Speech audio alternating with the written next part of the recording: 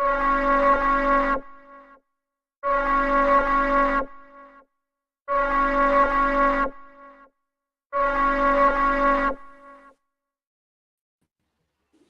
everybody. It's an emergency podcast time.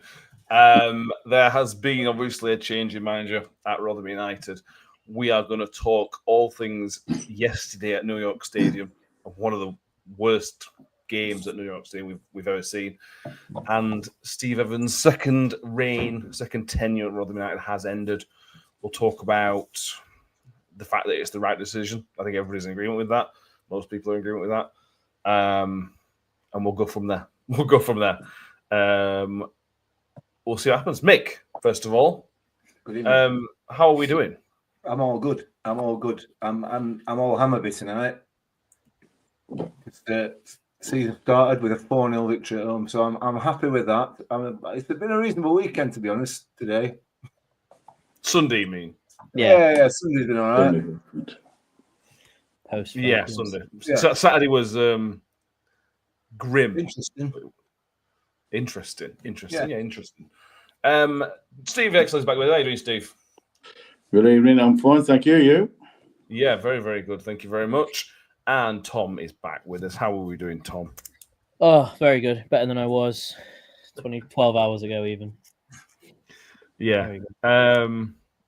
We'll talk about it. I know we've got loads of people in the comments. I will get through as many people as we can. We also have Joy from London Millers joining us. Joy, how are you doing? Yeah, I'm fine. Good news, or not, as the case may be. Yeah, absolutely. Lex, we've got loads of people with us already. If you are with us, make sure you've subscribed over on YouTube, because it's the only place we are live tonight.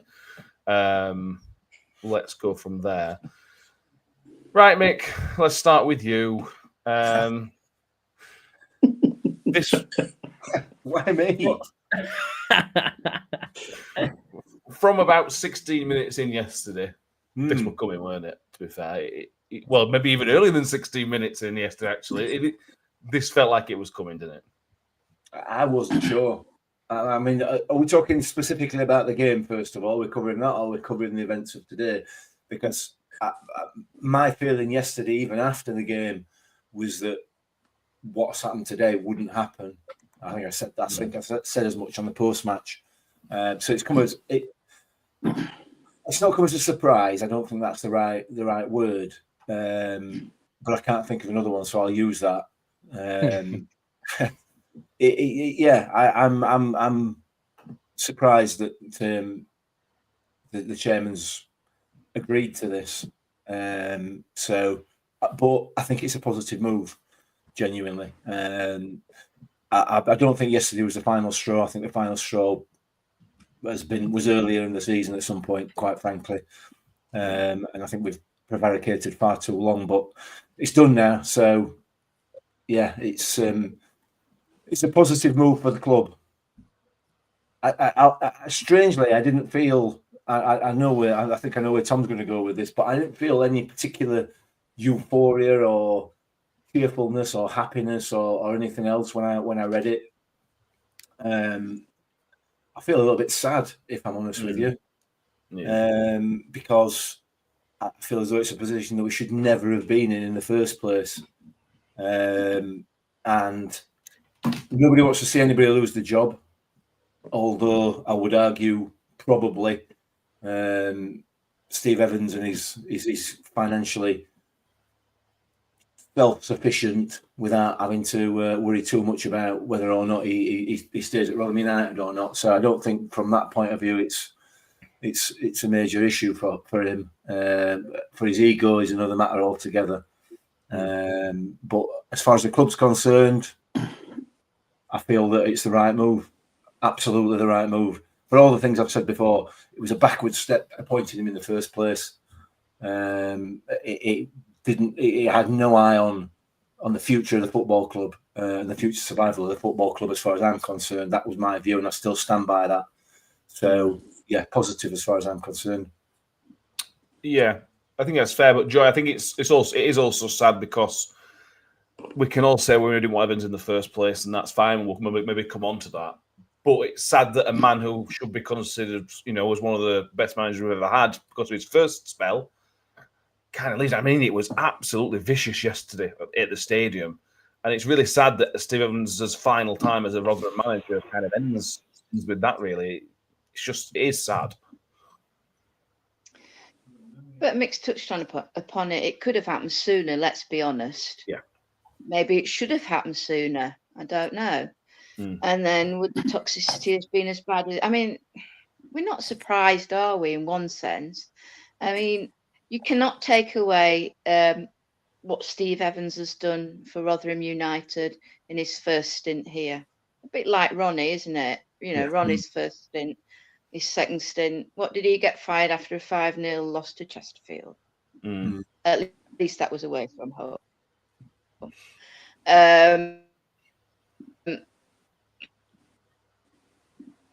Something similar. I mean,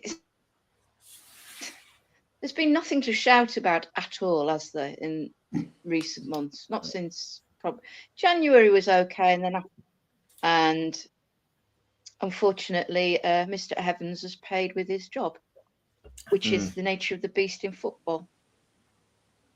Yeah, absolutely is. Absolutely is. Just give us your take on it, Steve. Like I said, it's been. You could say it's been coming since that Barnsley away game. To be fair, that's kind of when a lot of fans felt like maybe the trigger was going to be pulled originally.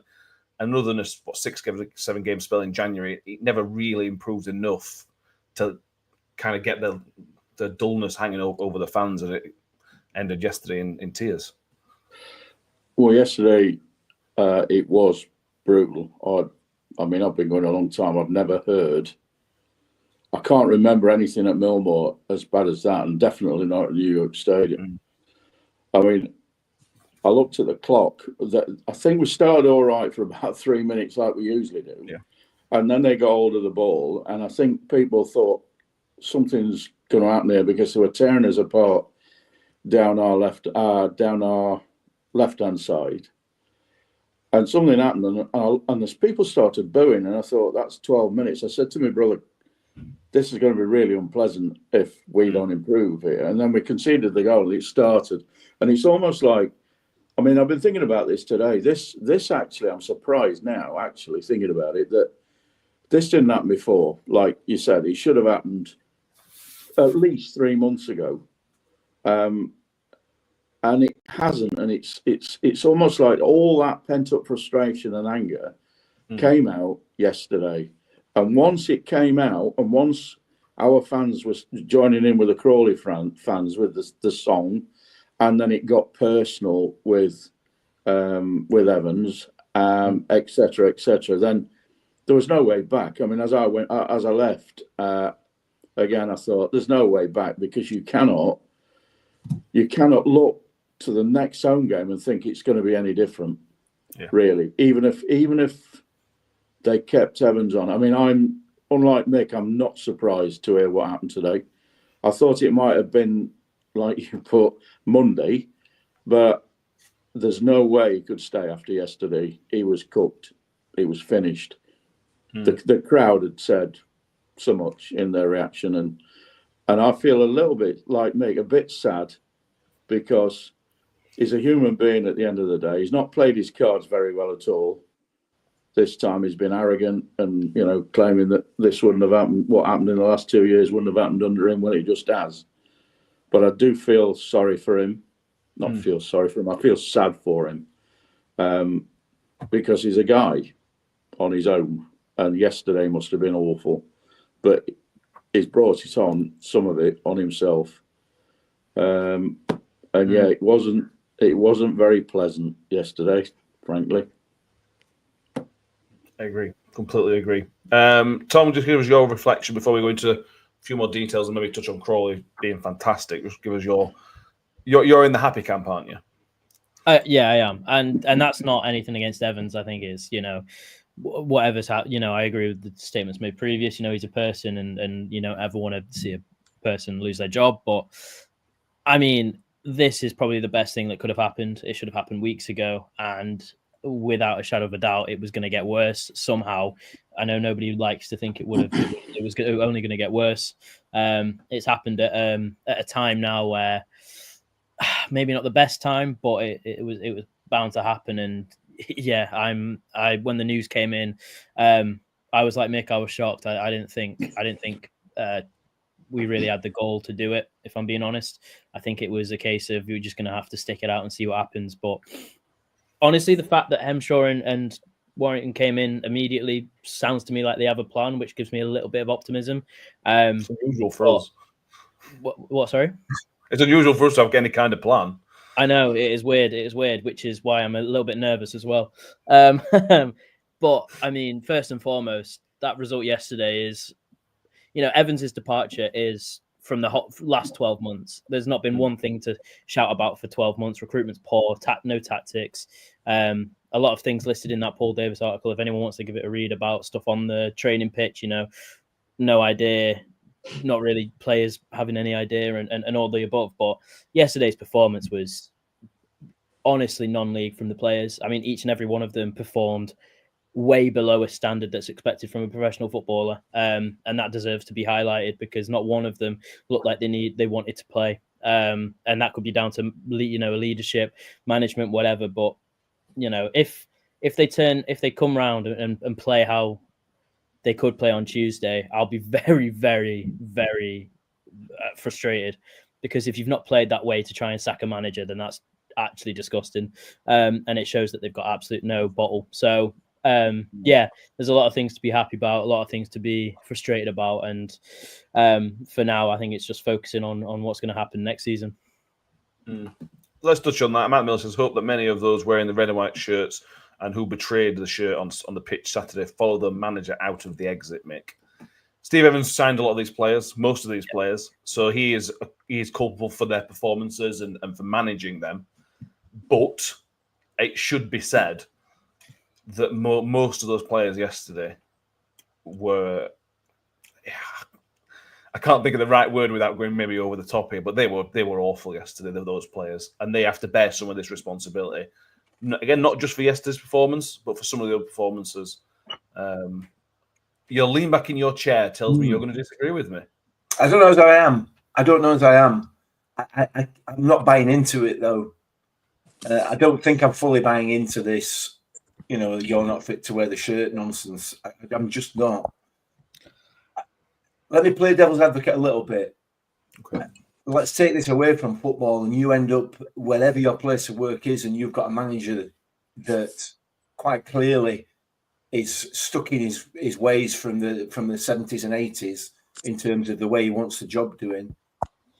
He's telling you, not asking you, he's telling you are going to do it the way he wants to do it. He's bullying you, he's screaming and shouting at you constantly. For a week or two, you'll get on with it and you'll just tell him to F off behind his back or whatever. But eventually it will wear you down. And eventually you're just going to do whatever it is you possibly can to either one, get away, or two, get rid of him. Because your life as at work, your work life is just horrendous. Transfer that back into a football scenario, which is obviously where we are. Their only option, and I don't think that any of those players deliberately went out on the pitch yesterday to play crap. I genuinely don't. I might be wrong, but in my view, I don't think they did. But I think they've been battered and worn down over a 7-month period for the whole of this season, to a position where, one, they don't know what they're supposed to be doing, and two, they know that the first mistake they make, they're going to get absolutely battered at half time or from the sidelines, because all the game, well, not all the game, when Evans and Rayner had finally waved the white flag, they just sat down and did nothing. Yeah, they didn't try to make any impact on the game by making any substitutions. They knew they were cooked. But certainly for the first half, they were just screaming and shouting at the players, constantly screaming and shouting. So you can imagine what it was like at half time. You've had 6 months of that. And they got the crowd shouting at them as well. Yeah, absolutely. And I actually texted my dad and said their heads have gone, and they had gone for 20 minutes in that first half. They hadn't got a clue what to do. Yeah, and I mean, Mike in the comments here saying that my comment about not fit to wear shirt being nonsense. He's saying that's garbage. I will beg to differ, Mike, because it's absolutely not. It's absolutely not. Until you've worked in an environment, and some of us have, some of us haven't, where you are constantly, essentially being bullied, for want of a better term, day in, day out, week in, week out. You cannot comment, none of us can comment on how that affects anybody psychologically and how that affects anybody's desire to work, to put in a performance, whatever it is, whatever job it is that you're doing. So I yes, the player should have put more in, absolutely, but I can probably understand the mental state that a lot of them are in, because this is not 1973 anymore, where you expect to be bullied by a manager. That doesn't happen in these days. So, yeah, for me, I don't think that they perform well. They will know that they didn't perform well. And if they turn out on Tuesday and put an absolute stellar performance in, I won't be disappointed, no, because all that will do will vindicate the decision to get rid of the manager. I'm such a 50-50 with that, because I agree with everything you said, but at the same time, we've still got 9 games left. If they would have played like that for the next 9 games and lost 4, 5, whatever, nil every single game, would you still back them? Because would you still say that it's because the manager and it's a bad work environment and this, that, and the other? Because it wasn't like we were I remember the last time we ever saw a team play as poorly as that was against, well, I mean, there's a lot of probably better examples, but you sort of towards the end of the season, the Wigan game when we were safe sort of stands out as being like a training game. And for Crawley, it was a training game. It was, they were good, but we were bad. We were really, really bad. And we still got 9 games left at that point. For me, it's a sort of like, you're not got 5 games to go, 4 games to go where there's nothing on the line. We could still get relegated, like not literally, but mathematically we can still get relegated. We're not safe. We still need a point here or there, or hope that Burton don't get any. For me, it's not a case of, it's a bad work environment and you're not playing for the manager and you're not playing tactics and stuff. And I agree with what you're saying. I think that would affect me at work. It would affect me doing the job properly, and it would affect energy and wanting to run for the manager, wanting to run. But I just can't wrap my head around the fact that they'd step out on a football pitch, play for 3 minutes, and then decide, stuff it. I don't want to play for the manager. I'm not going to run. I'm not going to try. I'm not going to, fight for the badge. I'm not going to play football. It's such a 50-50 in my head. Yeah. What's your take on it, Joy? Because when you speak to people who played under Evans first time around, it often became a point of we're kind of getting together and playing well in spite of the manager. Not to get at the manager, but kind of Pringle and other players have kind of mentioned his way Steve Evans acted brought the players together, and that's why they performed very, very well. We kind of saw the opposite effect of that this time, where the players have obviously maybe not physically or literally got together, but they were all on the same page that they didn't really want to play for Steve Evans anymore. For me, that's how I see it anyway.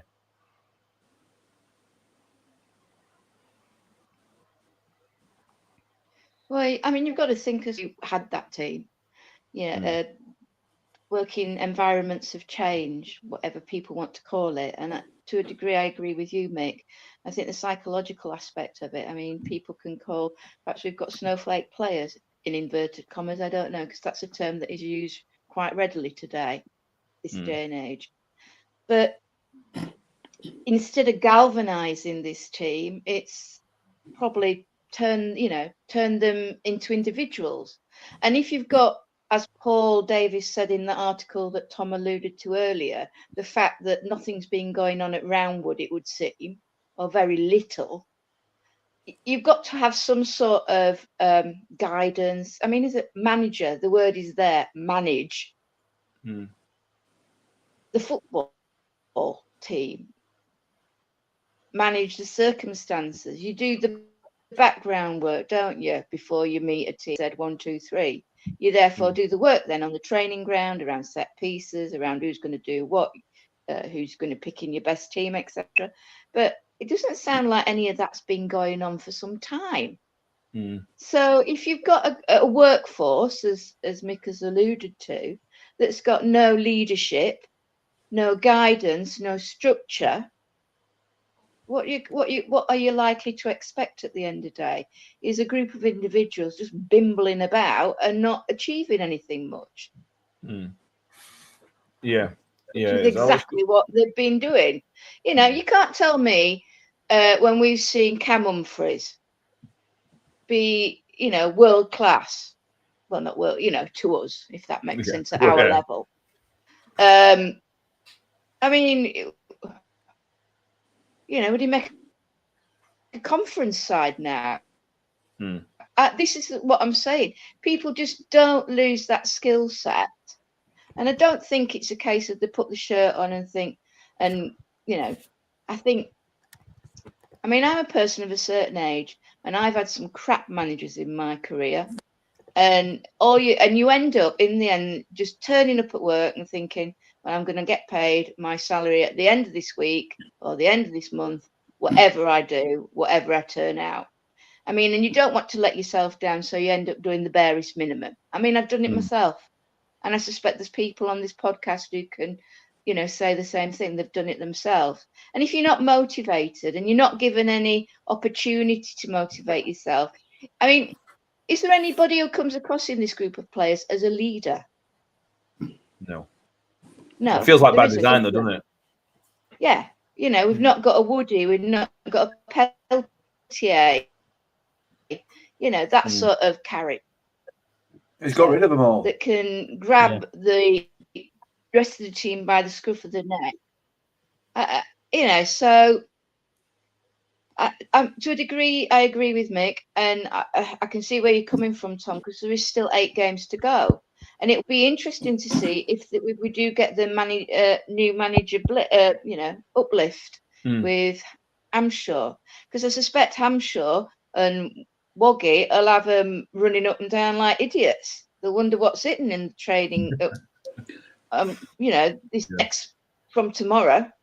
No, absolutely. Well, it might be that they have to concentrate on the mental side of this game because, as we've just said, you know, they look sharp. I mean, they might not be intentionally playing badly, but you look at when they close people down, they're just too short each time. They're just too short. We've not quite made it, you know, and that is partly confidence. It's partly a lack of energy and drive.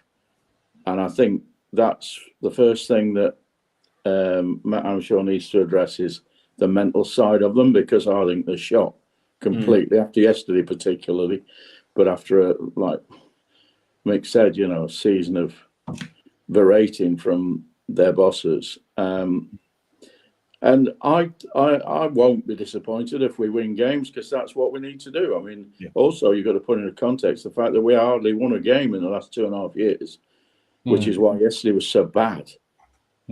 Partly it was the tip of the iceberg. So, yeah, absolutely. Let's go through those other comments because we've got, I think, literally 100. So apologies, we can't get through them all, but thank you. Everybody who is joining us. Noel Jordan says fans were vicious yesterday. Was the right thing to sack Evans? Would have become more toxic.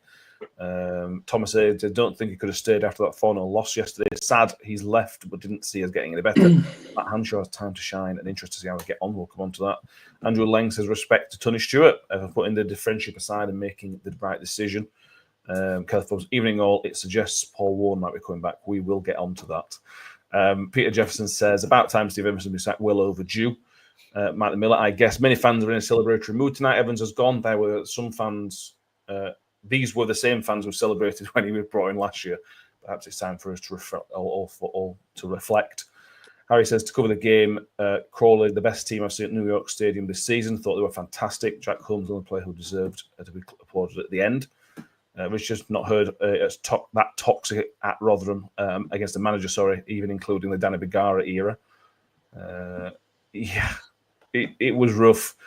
Let's just pick the game a little bit, Steve, before we come on to what's next for Rotherham United. How do you judge Crawley? Because they looked fantastic, but there's got to be a but because the third bottom and everything else. Was it they got that first goal and everything kind of crumbled for us, and that's they looked better, or were they? Do you think they just were fantastic on the day? I think they were fantastic on the day. They should get all the credit that they deserve, considering their position.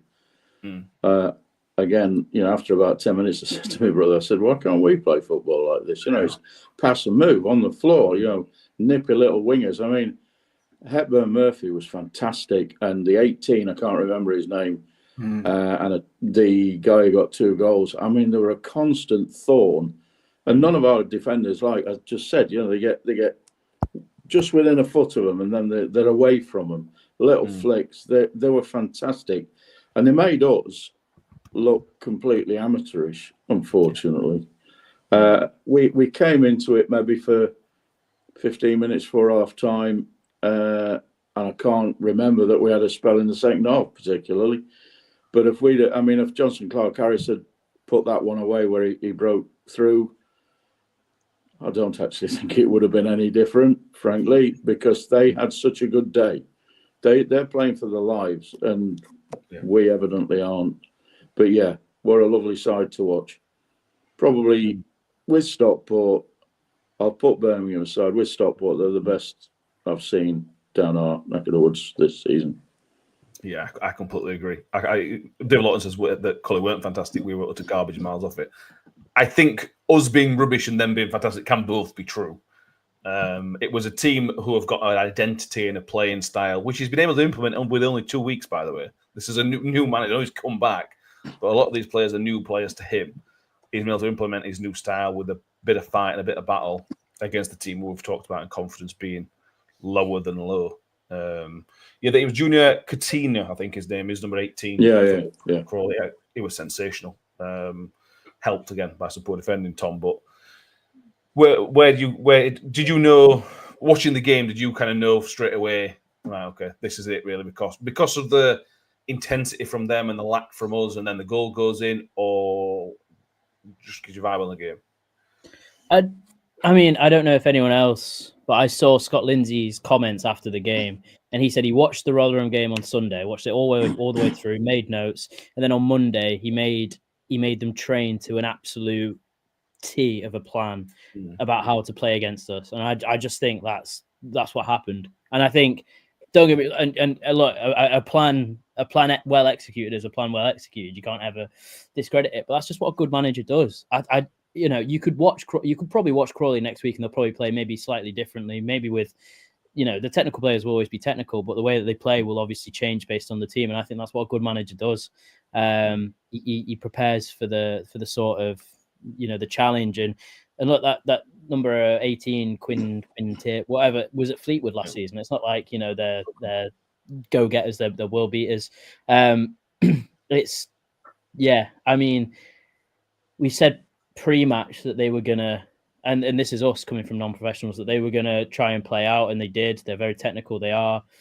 You've got to get in their face, and you've got to work hard. And we just did the exact opposite of anything that you should do against a side that plays with as much confidence as Crawley does. The only player that I saw really run was Sam Nombe, and that was to little avail. He didn't have a great game, but at least he sort of dug in and was around the pitch. But look, there's ways to play against those sort of teams, and it's being in their face, and it's high energy, high aggression. But yeah, there's obviously they played well, but it's tough to say that they were as good as they were because of how bad we were. Yeah, I just think that we were so off it. We were so off it that we made them look very, very good. And that's not saying that they weren't. They executed a plan to perfection. Yeah, I agree. I think the only thing they're missing was probably the reason why they lack a bit of physicality in the forward areas. They couldn't, when they were the times we forced them to go direct, it came back, and that's probably what's stopping them being. I could see them getting bullied in other games. That is our joint worst defeat ever at New York Stadium, along with West Brom in 2017-ish and Swindon under Steve Evans in 2014. So a bad day, Mick. Would you say it's the worst day at New York Stadium? Again, we've only been there for 30 13 years, and we've had some fantastic years at New York Stadium. But where does that rank in terms of worst days we've had? For me, it's I can't think of worse. We have had some good ones and some really, really good ones under Steve Evans. So the irony that probably the worst day of the at the stadium has been under the same manager is not really, it shouldn't really be lost, should it? But yeah, I don't know. I'm not. Everybody knows what my views are in relation to Evans and whether or not he should have even been here in the first place. So yeah, it was very, very disappointing, the performance. I thought I enjoyed watching Crawley. I enjoyed watching him, and I remember thinking to myself 3 or 4 times at least during the first half, why can't we play like this? Why can we not play like this? Because what they do is not difficult, you know. And there were a couple of times at first half, I'd almost lost my voice by half time, screaming at players to move into some space. There was acres and acres and acres of space down our left-hand side as we were kicking towards that away end. Acres of space. And whenever we got the ball, we just ran away from it. And it was so frustrating. You watch Crawley, and they did precisely the opposite. You know, their movement was fantastic, the movement off the ball. There was always an option. It's not difficult, this. This is not difficult. So whether it was the worst day or not, I don't know. I suppose when you actually look at the bare facts of it, you know, we've lost 4-0 at home to third bottom of the division, with half a stadium, and that the half of the stadium, the other half that actually stayed towards the end, was screaming for the manager's head. So it doesn't get much worse than that, does it? Really, I suppose. Yeah. But as a game, if I were a neutral, I think I'd have probably enjoyed the game because they were good to watch, you know, and the underdogs as well. So all that side of it. But yeah, it was horrible in reality. Wasn't it? It was horrible as a Miller. It was grim. People mentioning Jordan Hugel, and I don't know if this came across to anybody not in their family stand, but Jordan Hugel spent most of the second half on the sideline, almost staring at Steve Evans, almost looking at him during the game. And then when the man with the Evans banner came out, Jordan Hugel went and stood right in front of the man with the Steve Evans out banner, again looking at him. Yes, people are saying I reckon Jordan Hugel will start next game. We'll come on to Northampton. But anyway, let's. I just want to talk about the Paul Davis article, Joy, that you mentioned a minute ago. And that was absolutely brutal from Paul Davis.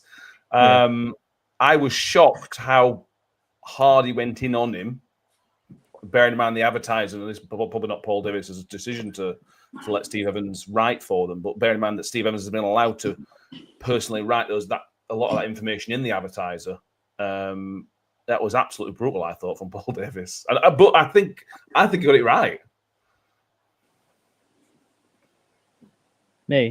No, I think you hit the nail absolutely on the head. But you could also ask, why was it not mentioned sooner? Why do we have to wait?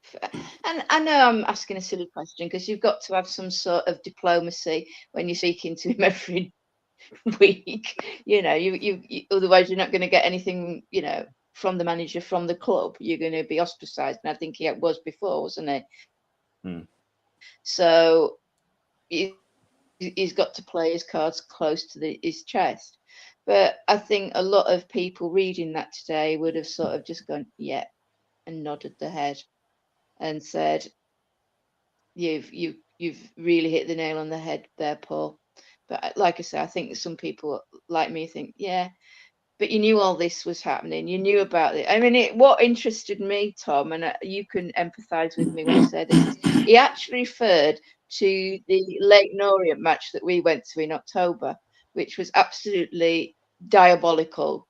And I honestly think, personally, and I'm going to admit this now, Matt, you know this, what I'm going to say now. I think so. I don't know.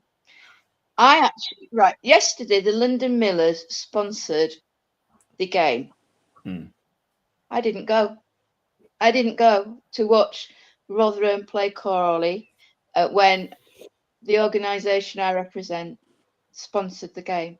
In fact, I didn't even watch it on Sky. I went to watch my local team in the 7th tier win a football match 3-0 about Rotherham United since the turn of this year. And I feel awful having to say that, but I don't think I'm alone. No, you're not. I don't think what I'm saying is, I suspect a lot of people have gone somewhere. I won't say they've gone to Meadow L, but that is a little bit too far off the beaten track. But I just lost faith in the team, Mr. Evans and his team, Mr. Stewart. My team wasn't my team anymore. I don't think I'm alone. Yeah. No, you're absolutely not. 8,000 fans there apparently yesterday. The photos I saw. Yeah, exactly. It should have been over 5,000, I think, compared to Wickham. There were more there yesterday, but no, you're not alone, Joy.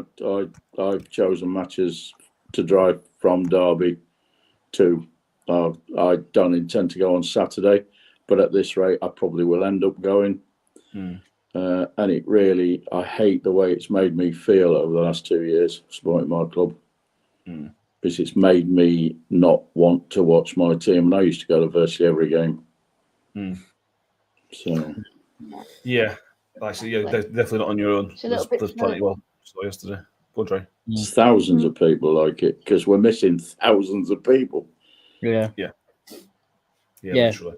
Really says something when there's free tickets for season ticket holders. Essentially, free tickets. You've already paid for the game and you're not turning up. It says so much. If you can't be bothered to turn up, and I usually watch the games. I usually either go or watch it online. I don't think I've watched the last 3 or 4 live. I've watched them back, unfortunately, but 3 or 4 I've not watched at all. Because it's just dire. It's not even. I don't care if we lose. If we lose and it's a good game, I'll watch it. I don't care. I'll watch it back the next day. Like it doesn't matter to me. But the way that we play now, we could win, and I'm not bothered about watching it. It's just, to me, there's no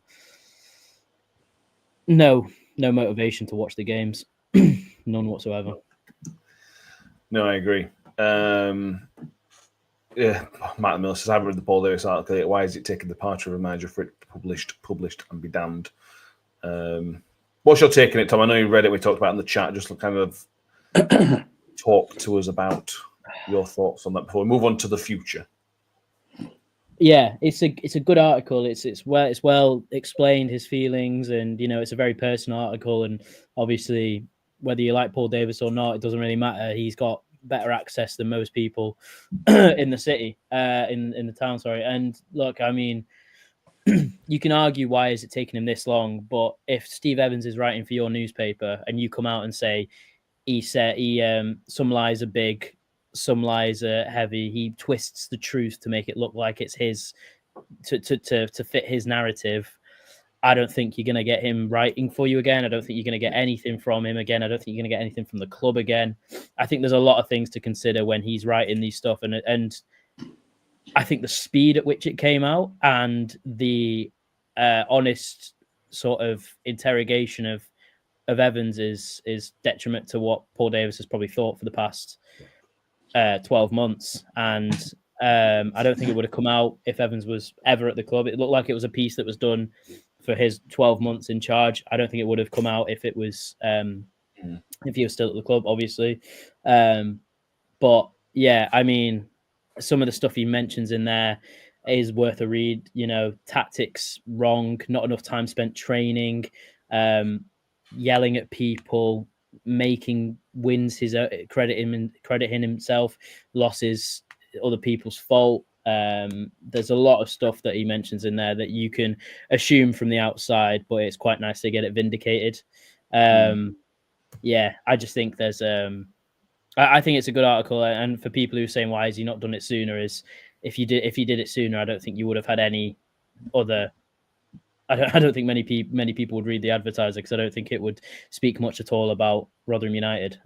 So I think you've got to put your sort of uniqueness first. Your sort of your readability first. But yeah, it'd be interesting to see what the take on the new manager will be, whoever that may be. Yeah. We've been critical of Paul Davis for certain articles and for Evans's nonsense that he's been allowed to publish in the Advertiser. But he is the only journalist that covers Rotherham United all the time. We're not a club that has 3 or 4 journalists. He is the only access. So if he puts himself in a position where Evans hates him and bans him, we essentially have no coverage. So we have no journalists covering Rotherham United if that was happening. So to defend him, he's got to play a game a little bit with that kind of thing. And he was also quite recently in a lot of his articles saying Steve Evans stands up for his players, and then went on to blame his players, and then mentions the quote. I think he was very fed up. I think he was very tiptoeing the line of that relationship with the club, and I think he's probably been told off for it. I don't know him personally, I don't know him professionally, whatever, but I can imagine as someone in that sort of business is probably towing the line a bit, and I think this was his chance to let loose, and let loose he did. I've been quite naive about this, because I'm quite surprised and disappointed with some of the comments that people are coming out with in relation to Paul Davis. Really am. I mean, the man's got bills to pay. You know what I mean? He's got to keep his job. So he's not going to be he can't possibly be in the business of, because as you rightly pointed out, he is the only journalist that's attached to Rotherham United, that deals with Rotherham United and Rotherham United only. He is the only one. He has to keep a connection to the club. Otherwise, he has no job. Because he's no better than us at that point if he's no connection to the club. You know, all he can do is speculate. So he's got to keep his job. There's been signs all season. If you read his articles, there have been signs in almost every single one of what he actually thinks. You don't have to read too deep between the lines.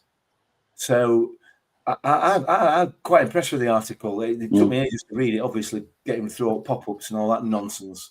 But give the man a break.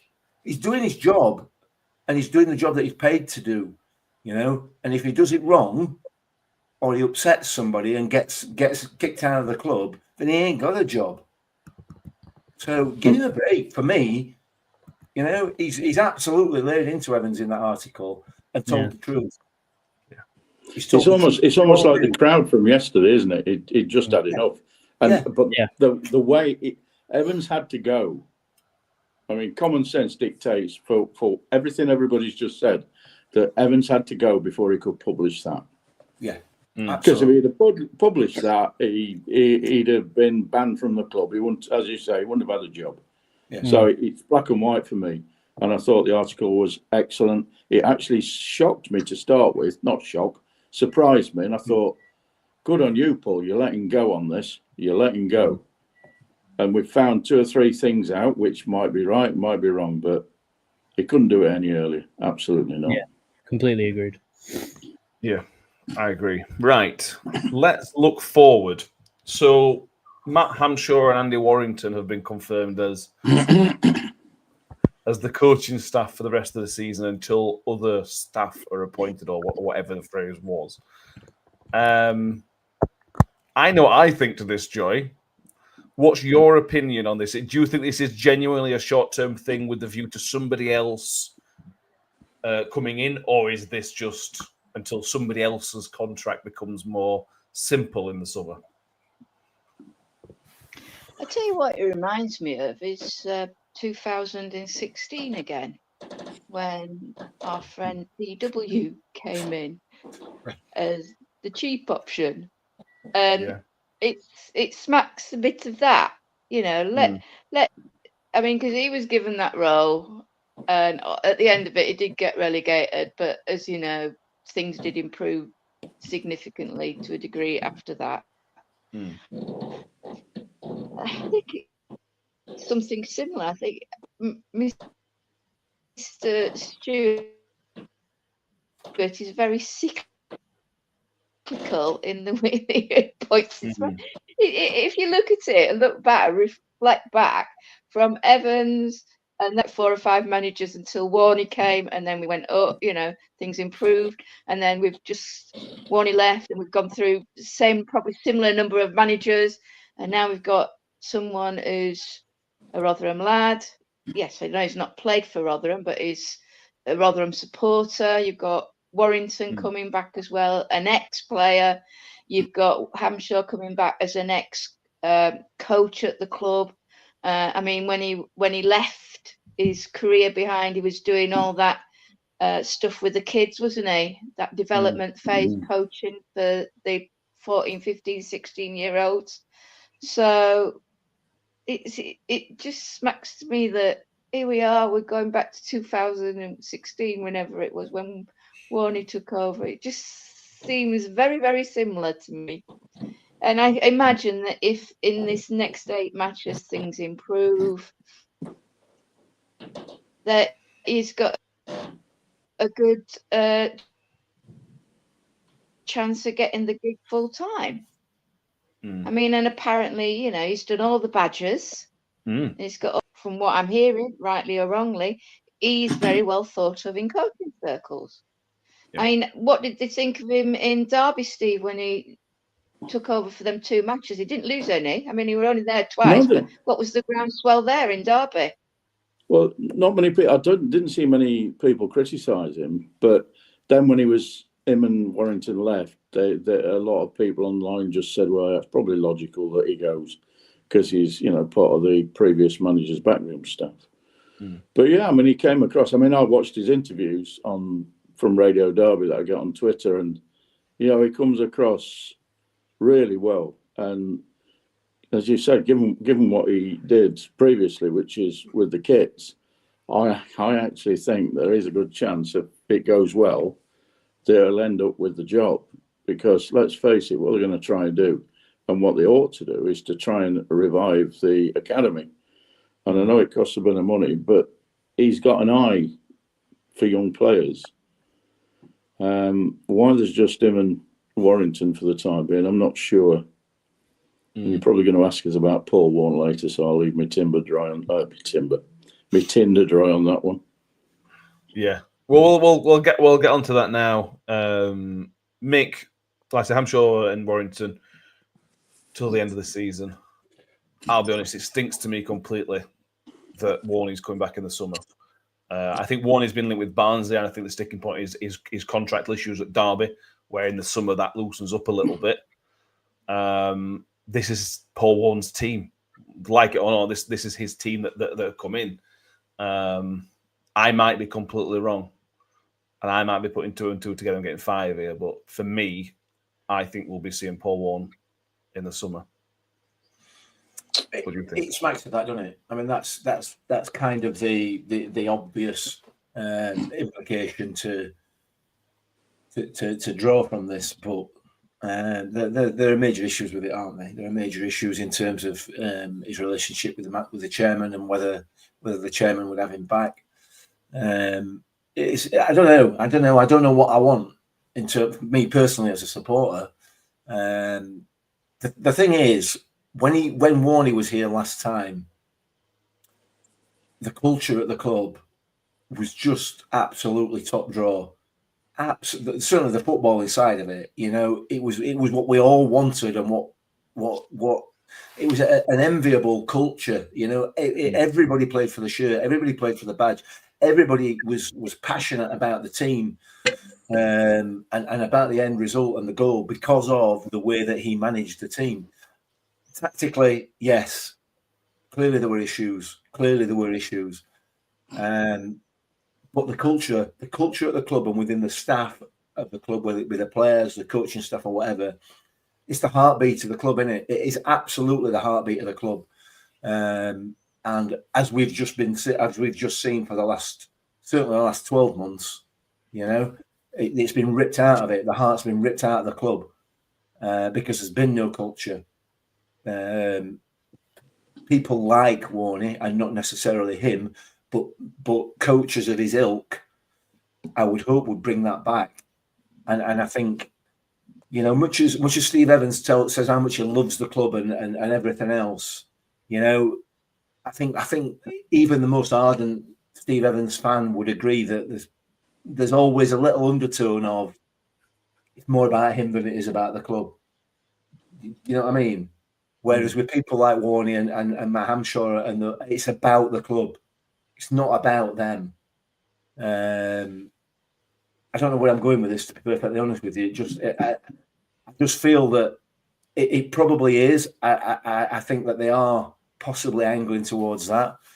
And if we can get, I mean, we all talk about Steve Evans and the great times he brought. Nobody talks about the great times that Warney brought, because there were some fantastic times, some absolutely fantastic times. So we'll see. We'll see how it all pans out, but it has to be for the better, because, like I said, the culture of the club's just been ripped apart for me, in my view, since Warney left.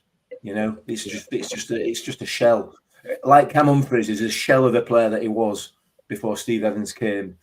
Rotherham United is a shell of the club that it was when Paul Warne left. And Mark's put, Dave Lawton's just put there in the comments, it's not just Evans that ripped it apart. Yet Matt Taylor also played a part in that. There's absolutely no doubt about that. No doubt at all. So I just want those good times back. The good times when I'm proud of my football club. I'm proud of my manager. I'm proud of my players. You know, win, lose or draw, I'm proud of that they represent my football club with some sort of dignity.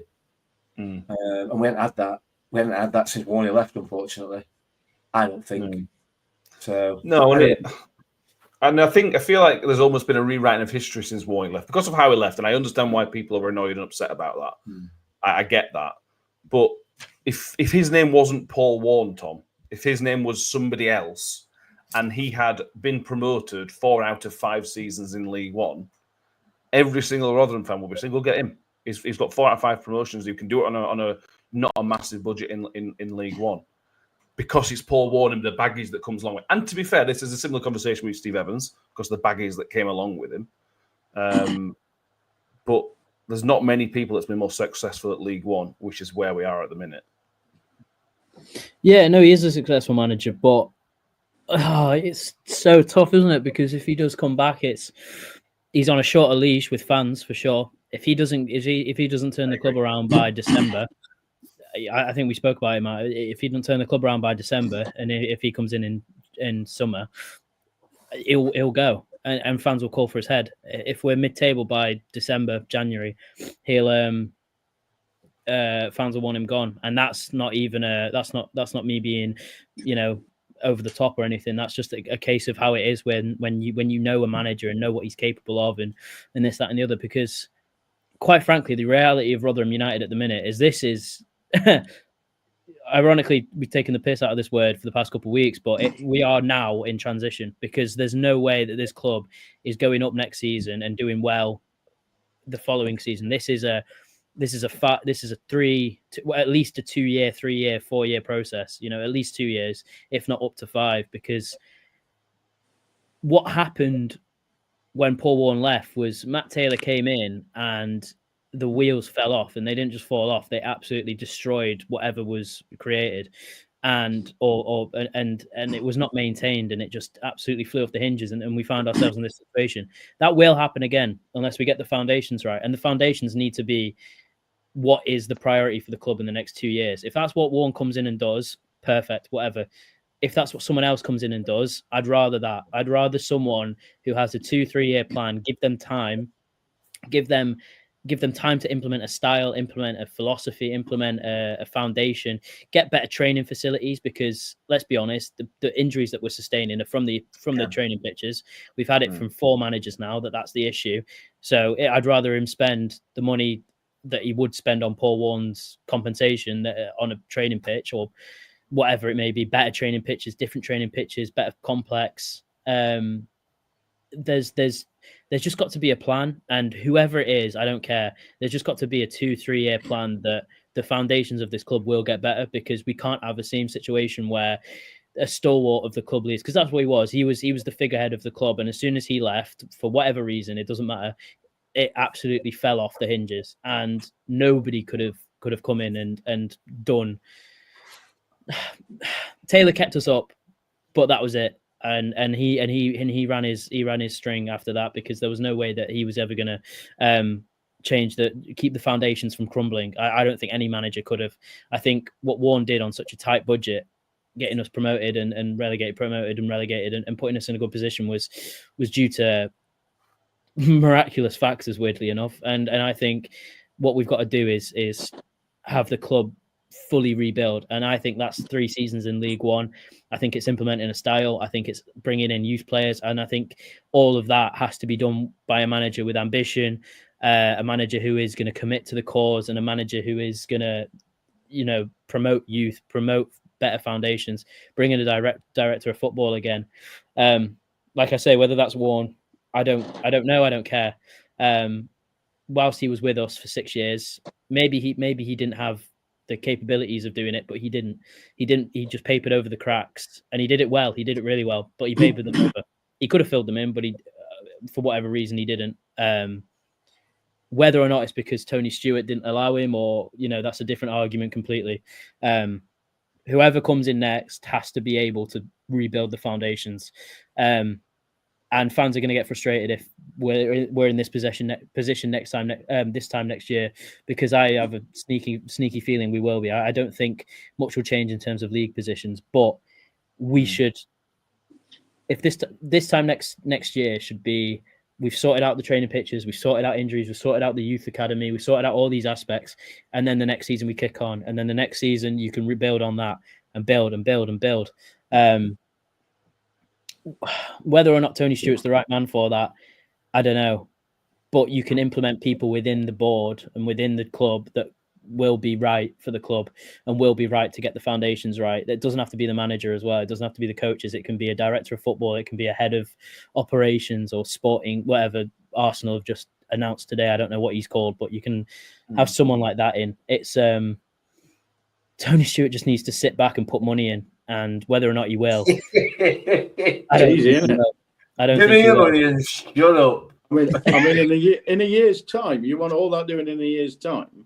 I want the plans in place in a year's time. I want the idea of look, a training facility doesn't take a year to build. I know that, but if in a year's time we've announced plans and got started on better facilities, it can be Roundwood, it can be somewhere else.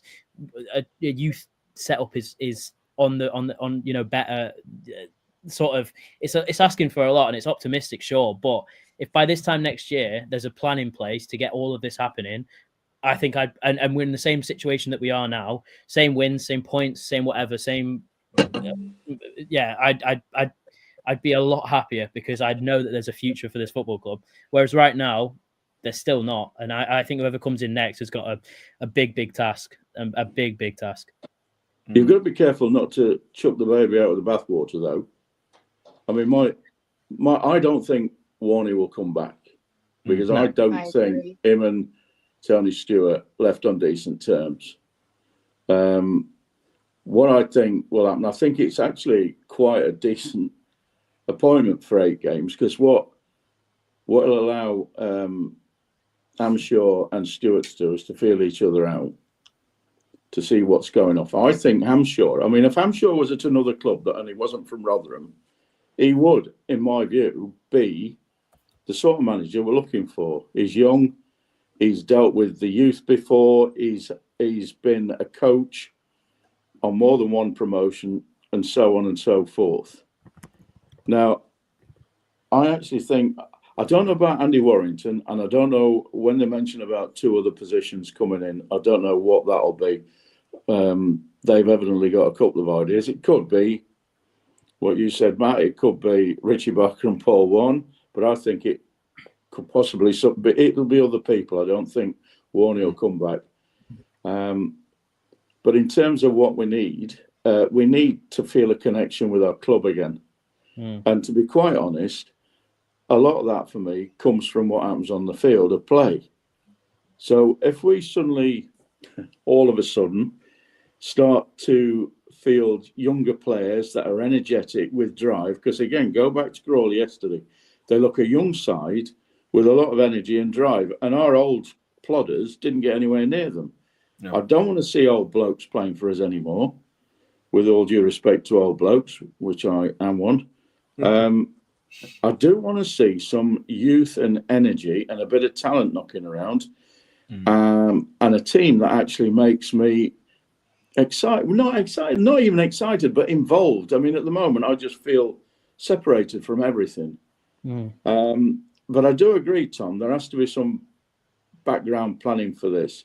There needs to be a vision like we used to have. We used to get players that I'd never even heard of, and they'd serve us for 2 or 3 years, and then we'd sell them. We probably didn't get as much money for them as we should have, and sometimes they ran their contracts down. But Rotherham is a hard sell, and it always has been a hard sell. And that's one of the big problems we have. To make people come here, we've got to offer quite a big salary, a salary that we can't afford. So, I don't think Warney will come back. I don't think he should come back, because I think it'll sully his reputation. If he is in the background, though, you think about it, he's got Amshaw there, and Amshaw can keep telling him how it is at the club. So you cover both bases, but deep down, I don't think he'll come back, and I don't think he should come back. No, but we like good conspiracy theory, Neil. So I do appreciate this comment. It says, just consider for a moment that Tunstall may be selling to the Diamond Partners, and there's some of them they want Paul Warne back. There are whispers that there's something happening in the background at the club at the minute. Now, that's from a few places. Nothing specific. I don't have any specifics, but there's suggestions that something's changing. Whether that happens or not, time will tell. What were you saying, Joe? We got a few comments on it. Harry says no to Warne, no to Hampshire, long-term fine. He says no to ex-players. Get somebody in who doesn't have a link to the football club. That's not the Rotherham United way, is it, Joey? We've always got to have somebody attached to the football club, it seems. We've tried external and it's never really worked. But why not? Yeah, I know. Yeah. I mean, I agree with Steve. I don't think Warney will come back or should come back. I think thank you very much as it is, and go to Barnsley if that's where you need to be. But I don't have a problem with Hampshire and Warrington. I think, like you, again, I totally agree with you, Steve. I think it's a perfect little cameo that he's got to prove himself over the next 8 games. And dependent on how he gets on with TS or whatever the machinations are going on in the background, perhaps they've pushed for him. Who knows? Yeah. Perhaps he's there. Perhaps he's their candidate. This is it. When we have this podcast, we're all talking about what ifs and maybes, because none of us have a bloody idea, do we? No. But anything. So, I mean, if we did, we'd all be putting lottery tickets on, wouldn't we? Let's be honest. Exactly that. So, and then we could buy Rotherham and pay for it. Well, I've applied for the job. Yeah, send in your CV. They needed a toilet cleaner. Yeah. Well, if you won the Euro millions, what were it, 202 million? You'd probably give it a go. Yeah. Wouldn't you? The worst investment. So, Exactly. under It's not an investment, is it? probably Really? not. No. Yeah, no, that would be. You'd have to be a fan, wouldn't you? Let's be honest. I mean, you're not going to get your money back by investing in Rotherham. I wouldn't have thought, to be brutally honest. But what do I know? Yeah. I mean, we're apparently one of the better run clubs. We don't have a load of debt, but we do have debt now. We're at the level we're meant to be at because of the investment or lack of therein. Yeah. As long as we've got a club, though. I mean, it's not 2008 again, is it? Well, we hope it's Wait. not. It's not We the end hope of the it's not. Well, yeah. Sean H. Someone not linked to the club and then meets Tony Stewart and realizes it's the wrong job. Neil had someone not linked to the club like Jacket, Redfern, Stubbs. Look how they turned out. You could add Matt Taylor to that. It's not like we haven't tried before. I get the feeling that Tony Stewart is a very difficult person to work for, and I think that's what a lot of those other managers have found out, and that's why I think that's why he has been keen to go back to Evans, and that's why I'm more think he could be interested to go back to one because he knew it worked. I think Tony Stewart, with the greatest respect, Tony Stewart and Steve Evans, in terms of managerial style, are two peas in a pod. Yeah, personally. You know, to a greater or lesser Old degree. school, aren't they? Yeah, they are. They are. And maybe it used to work in the past. I mean, I've been working since early 1980. I know, Joy, you probably before that, and maybe you, Steve, slightly before that as well. But you know, and you used to have managers of that sort of ilk in those days, but they didn't get any more work out of anybody than a modern manager today. In fact, they probably got less. You know, so that's what Tony Stewart's. He's built his business, hasn't he? But unfortunately, his business has been selling stuff business to business. This is not what that is. This is a different animal altogether, and I don't think he understands it personally. But he should have people around him that do. Well, he's been doing it 17 years, so he's had a good stint at it. He has, but so has he not learnt anything? But equally, he's been successful enough to be chairman of this football club for 17 years, which is a hell of a stint. And during that period, on the field, because let's face it, all boils down to on the field, we've been pretty successful. We've been to Wembley 3 times, 4 times. 4 times, yeah. We've won promotion 6 times, give or take. A few relegations chucked in. I mean, from 1968 to when we nearly went bankrupt, we had absolutely nothing. The odd little blip here. We got Porterfield and we got Ronnie. The rest of it was awful, apart from, again, a couple of promotions out of the 4th division. So we've been really spoilt. But yeah, he appears to have got to the point where he probably knows what he needs to do, but he's really, really bad at telling people what his plans are. He just likes to talk the existential, well, you know, you've got to dream, haven't you? You know, it's Premier League. And everybody thinks it's a promise. When it's not a promise, it's just him talking out of his backside, frankly. Yeah. And people believe it and then throw it back at him. But that again, that's a throwback to the good old days, isn't it? You know, where you could say something and people would take it at face value. Not anymore. You know, in this modern day, you know, whatever it is you say will be twisted by somebody to mean completely the opposite of what you say, or to mean twice as much as what you say. You know, or whatever. You know, again, it's a sign of the times, and unfortunately, Tony Stewart's not moved with the times, and why should he? You know, it's not a criticism of him. He's 80 years old, isn't he? Is he 80 now? I think so. He's 80. Yeah. But what I would have expected from him was that he would get people around him who know the business. Absolutely, and he would let them run the business.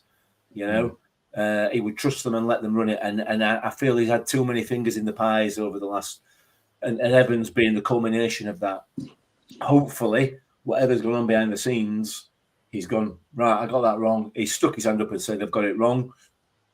I'm going to trust you and you to get it right. That's in my head. Again, I might be being naive. I probably am being. But that would be the ideal scenario. What do we know, Again. Before we go on to Northampton briefly, do we want to hear anything from Tony Stewart at this point? Do we want a mini interview from the club? Do you want Rob Scott to come out and talk to it? No. Or is what the club done right now enough to give Hampshire and let Hampshire kind of be the voice of the football club for 8 or 9 games? What do we reckon? Second one. Anybody? Completely the second one. If the club come out now and say something, it just proves that they don't know what they're doing. Whatever they say would only be taken negatively. If Tony Stewart comes out and says, you know, it's been a mess of 3 years, I tried with Evans, blah, blah, blah, and he apologises, maybe fans will get on his side. Will he do that? No. Rob Scott, Paul Douglas, they've made their mistakes. The worst thing to do now is try and compile on them. Let Matt Hampshire be the voice for the club of the next 8-9 games, and let whatever happens in the summer happen. They've got to focus on getting it right. They can't focus on media stuff and saying things that may or may not happen, because as soon as you promise one thing and you don't deliver on it, you are immediately villainized by the fan base, and rightly so. Just focus on getting it right, and you shouldn't have to worry. And I agree with what you said, Mick. I for me now, I mean, Tony Stewart has obviously done a lot of this himself. It feels like for the past 17 years. Now, for me, I think this is his last hurrah with Evans, and I know I said before he should sit back and just pay his money, whatever. I said that as a bit of a joke, but you know, it's not far from what I believe should happen. You know, Tony Stewart just needs to enjoy being a chairman now, and I know that's tough. The stress levels must be through the roof. None of us got any idea how stressful it must be. But hire a director of football. Don't even make Rob Scott it. You know, it didn't work last time he was in it. Hire someone who knows football inside and out, who has an idea, who has some fresh ideas, and who will be here for the next 2-3 years. Because managers, you know, like I was saying before, I want a manager who will be here for 2-3 years to build those foundations. But if you hire a director of football who is a long-term solution, then the manager isn't the be-all and end-all. And I know that sounds like I'm going back on myself, but if you hire someone to take care of your operations and they ask for X, Y, and Z money, you know, you can give them a budget. You can sort of be sensible with it. Whether or not it works is a completely different thing. But for me, I think Tony Stewart's done his last hurrah with his mate Evans, and it's not turned out. That's why I'm surprised he sacked him, because I think he would have followed it through until he left. But the fact that it's left now, I think he's ready to hand the reins over to someone else. Ownership wise, maybe not, but in terms of operations wise, I think he's ready to. It feels to me like he's ready to hand it over, and whether or not he does is a completely different matter. And you know, maybe his personality won't let someone else do his job for him, and I respect that as a sort of, you know, he's a businessman and he sort of wants everything to, you know, he sort of wants control of everything, and I get that. That's how he's been for the last 17 years. But for me, you've got to scout someone who knows their stuff and bring in someone who is of an ilk of a director of football. And you know what? If Paul Warren comes in as a director of football, I don't know if that would go down as badly as people think. But I can't see him working that closely with Tony Stewart, so I don't think it will happen. But it's obviously, I don't know anything about a director of football, so whoever comes in, I've got no clue on them. But I just think that's the next step is to, you know, it doesn't have to be a director of football. It just has to be someone who comes in and takes over Tony Stewart's job for him and just lets him enjoy whatever time he's got left as chairman. Retirement. What? He can retire. He's 80-year-old. He deserves a retirement, surely. Exactly. He doesn't have to. He should pay someone, you know, 60, 70, 80k a year just to do his job for him and retire, and take that out of the club, take it out of the season ticket sales. When the club gets promoted, you can give him a bonus, or if the club, you know, gets TV deals or whatever. I just think it's I think that's the next step, and whether or not I'm right, I don't know, but that's what I personally think. Okay. Quickly, again, before we move to Northampton, one word answer, everybody. Scott Kent says, who would you guys want? Sorry, Dre? No, I was just saying about Tony Stewart. You've got to remember that he's a businessman, a self-made businessman, a self-made Yorkshire businessman, a self-made Yorkshire businessman of a certain age. And I think that's all you need to say about Mr. Stewart, because that will answer a lot of your questions. Yeah.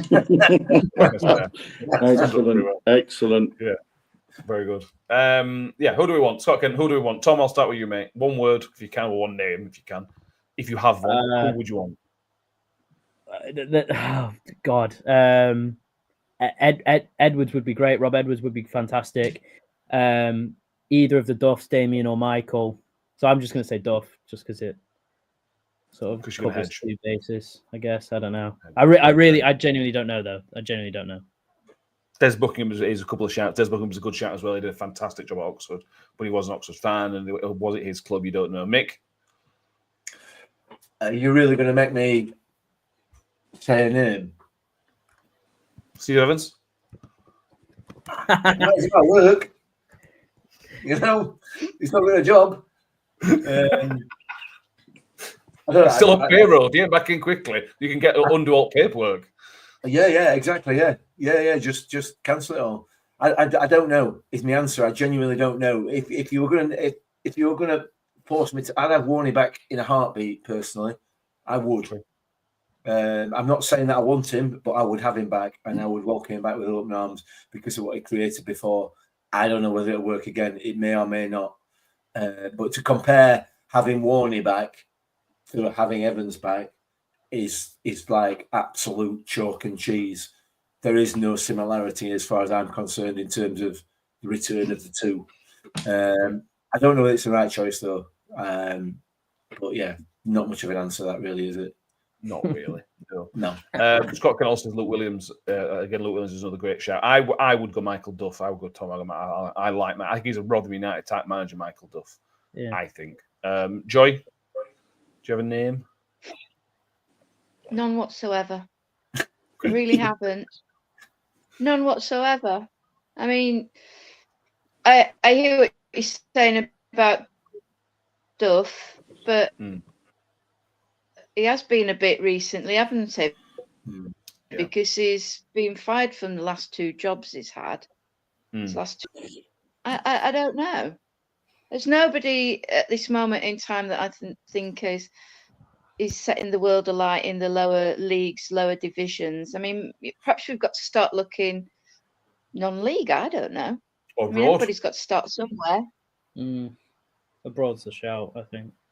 I'll give you a couple of foreign names, but I won't. Steve, Joe, anybody shouts out to you?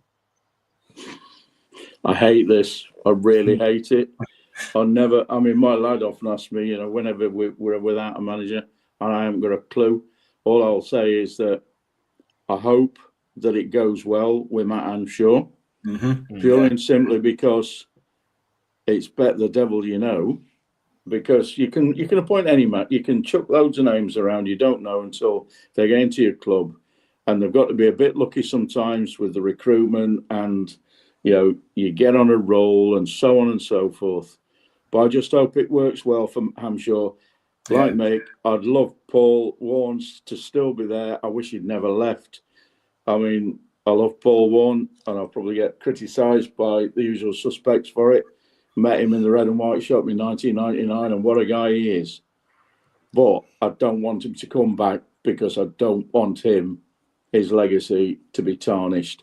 Hence why I think if Matt Hanshaw does a decent job, I think he'll get the job. Yeah. And if anybody says cheap option, then I want you to define to me what cheap option means. Yeah. I'll leave that one hanging in the air. Bear in mind, we paid a lot of money for Evans, paid a lot of money for Matt Taylor as well. Just because you pay for a manager, don't mean to say, or pay him 150 grand rather than 100 grand or 80 grand, don't mean to say it's going to work. Yeah, exactly. Warney was a cheap option because he's promoted from within. He'd been working for the club for 5 years behind. He was a power behind Evans' throne in the first place. Absolutely was. Never forget that. And that's why Evans is so rubbish this time. He's got nobody to pull him in and keep the players on side. No. Can I change my choice? What are you shaking your head for? Nick's got it right. Zidane's out of a job. I'm going with Zidane. That's my choice. Brilliant. I can be his interpreter. Exactly. Look, I'm locking mine in. Interesting, Sorted. Zidane.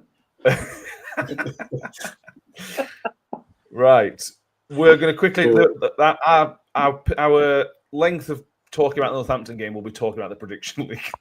That's as much as it's going to go. Danny picked up a point on Saturday. That was the only one of you that predicted that Crawley Town would pick up a victory. He has now gone back joint second with Nick. You're sitting 2 points clear. Tom's a bit further back. Ben and Kev are sadly in a league of their own. I have some predictions for you already. Kev originally went 3-0 to Northampton. Then Steve Evans got sacked. And now he's going 3-0 to Rotherham. Love Kev, you'll be for that, Kev. Ben has gone 2-0 to Rotherham. Danny has gone 1-0 to Rotherham. Joy, you originally earlier mentioned saying 2-1 to Rotherham. Are you sticking with your 2-1? Well, it's done me well so far this season. Yeah, I'll stick with that. Perfect. Like Steve, New no, it's not in the bounds.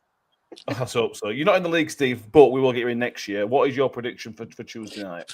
We can't score a goal. So it's my usual prediction. 1-0 to us. Sam Nombe, 92 minutes, backside. Brilliant. Tom, you need a 3-pointer to get properly back in the contention. Thanks. What you saying? Yeah, so what you're telling me is get it right, get it spot on. Correct. 2-1. Jack Holmes last minute. I don't know. No, Jordan Hugill. Jordan Hugill's the story. Jordan. Yeah, to be fair, it's staring me in the face. Yeah, Jordan Hugill last minute. Yeah, Jordan Hugill's going to take on 4 players and just ping it in from 25 yards. It's just written. Cop his ears again. Yeah, Mick, you've been pointless for a while, and you need to get back on track with mate. I've been pointless for most of my life, so I'm aware. Has Joey gone for 2-0 Rotherham? 2-1. 2-1. Ben's gone 2-0. Yeah, I'm going to go 2-0. Okay. I think we will get that bounce. I think I agree. I think we'll get rid of the stupid diamond in midfield. Yes. And if we do, it'll be plain sailing, mate. Endless opportunities. Jesus. Never had mix up. In the last 12 months, you have not been that positive at all. Now he's gone. Yeah. But tell me I've been wrong. I went back and listened to the episode last year where we did the emergency podcast with Steve Evans being announced.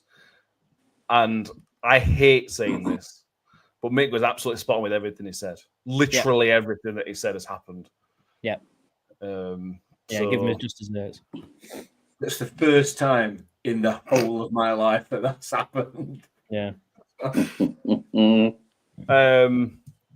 Who's happier, Mick, with Evans' departure? Was it you or your wife, so you can stop talking about Steve Evans? Let me tell you, right, very briefly, okay? I was sat in the car. She'd gone into Aldi. I was sat in car park, and it came up on my phone, and I'm reading it, and she came across the car park going like this, yes! Not because he's gone, but because she thinks he's going to stop me talking about him for the next however long.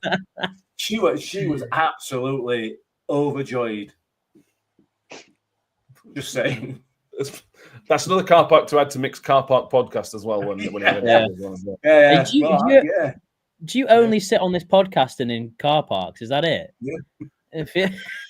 Just gone really long. Anyway, for information, Sorry, my next appearance on this podcast on Thursday will be from a car park in North Wales. Apologies for everybody who was tuning in for the chocolate chat. Harry says, wonder what Hamshaw's thoughts on Terry's chocolate oranges. Apologies, there's been no chocolate. We've gone super, super long already. We could literally do probably another hour on this. Sean H, where's the chocolate chat? Apologies, Sean. I guarantee you some on Thursday. Come on, quickly. We had a little bit on the post-match. Yeah, we did. Yeah, you opened with it. Yeah, you did. And also hello to Fred Millers, who invaded the show as well. They clearly had a very good day. So it was nice to see those guys. Right. Anything else anybody wants to mention quickly before we've gone nearly an hour and a half, which is a really, really long episode. Is there anything else anybody wants to mention? No, that's not from me, thanks. Sensational. Thank you everybody for being with us. Make sure you've subscribed if you haven't done so already. We have to see the stats, and a lot of you who watch don't subscribe, so make sure you have subscribed already. We will be back on Thursday evening, which will be a review of the Northampton game and a look at the Blackpool. My final kind of message would be, if you are going to Northampton, do get behind the club on Tuesday night. Get behind Matt, I'm sure. If he's successful, we're successful. Hopefully we can put this division in the fans to bed a little bit going forward, and hopefully we can get some positive vibes running through this football club again. Actually, if you're listening on iTunes and Spotify, please make sure you have given us 5-star rating and subscribe, follow, whatever it allows you to do, wherever you are. Thank you, Mick. Thank you, Steve. Thank you, Tom. Thank you, Joy. I really enjoyed tonight. We will see everybody next time. And as always, up the Millers. Up the Millers. I think I always made the comment that once a Miller, always a Miller. Ravel, ambitious, but brilliant! I don't believe it! I swear I do not believe it! Good Evans, he's done it again. Another promotion for the big man. I've got 12 bottles of champagne in my office and we're going to drink them all night. Do me a favor, drop me off in